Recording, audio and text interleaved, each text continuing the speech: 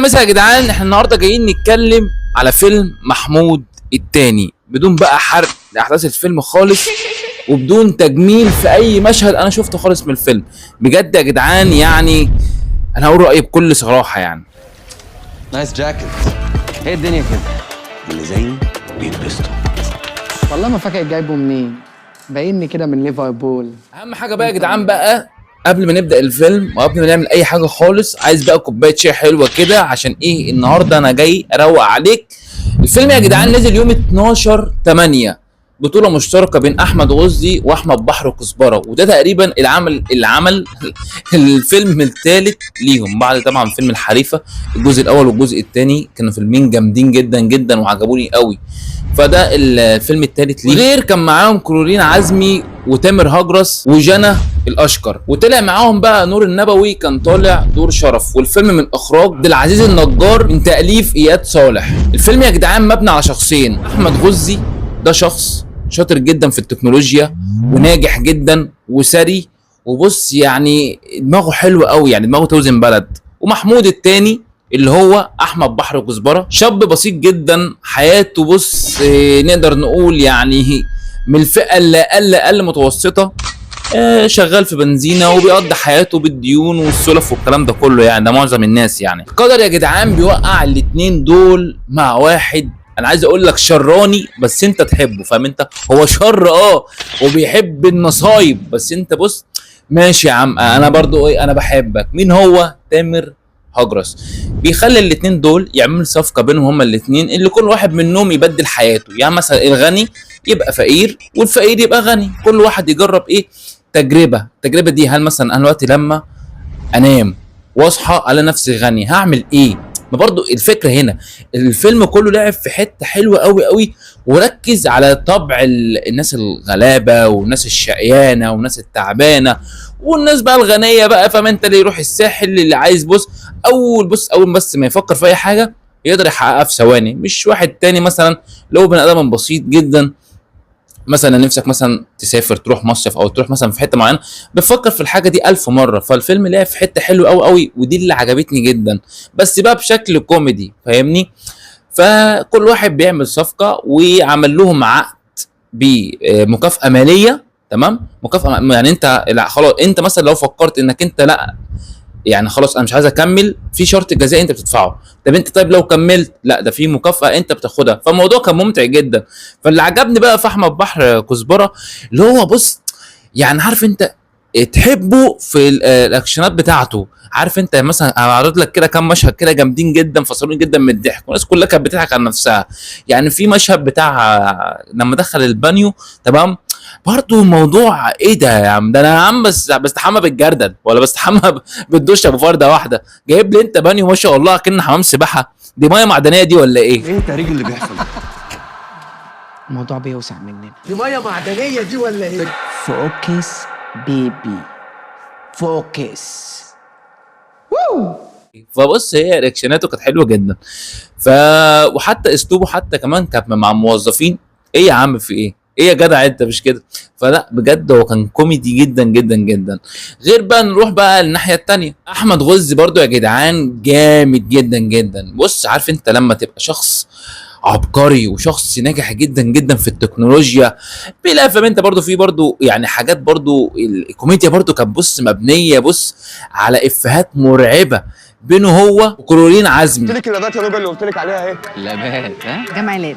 جمعت طبعا. بص بقى كلنا عزمي طالع هنا في حته جميله جدا جدا، البت الشهمه الجدعه، البت اللي ب 100 راجل، فكانت عجباني قوي. كانت بص مثلا هو مثلا يرمي افيه فهي كانت تبنى عليه، فالموضوع كان كوميدي جدا جدا. يعني اللي هو برضه مواقف برضه طريفه برضه ان هو ازاي هيتعامل مع الناس في الشارع. طبعا معلش برضه فرق الفئه برضه بيفرق جدا، يعني اتحط برضه في اكتر برضه بمواقف برضه بتوع المخدرات والكلام ده كله، فبرضه كانت مواقف طريفه جدا ومواقف مضحكه قوي قوي. فبرضه عارف انت صدمه كده تصدم ايه ده؟ الناس دي عايشه ازاي؟ تمام؟ ومثلا ان هو يروح يجيب حاجه بنفسه ويروح يعمل حاجه، او مثلا يتعرض لمواقف يعني مثلا حد محتاج فلوس، حد مديون، حد معمول.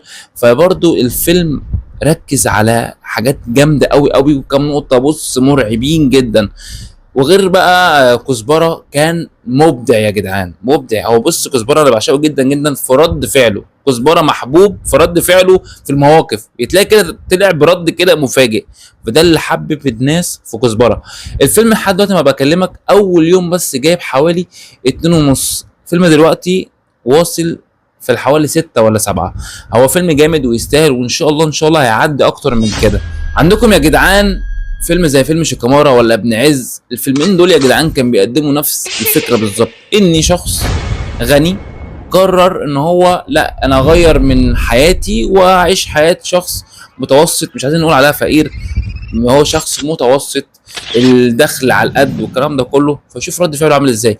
بس احنا بقى نتكلم بقى بجد، والله السؤال ده يعني بجد، والسؤال ده لكل الناس اللي بتتفرج عليها دلوقتي، بس لايك بقى، ارزعني لايك، وصلت لحد هنا ارزع لايك. السؤال الواقع، ممكن يبقى شخص غني يقول لك يقرر في يوم من الايام لا انا عايز ابقى شخص فقير؟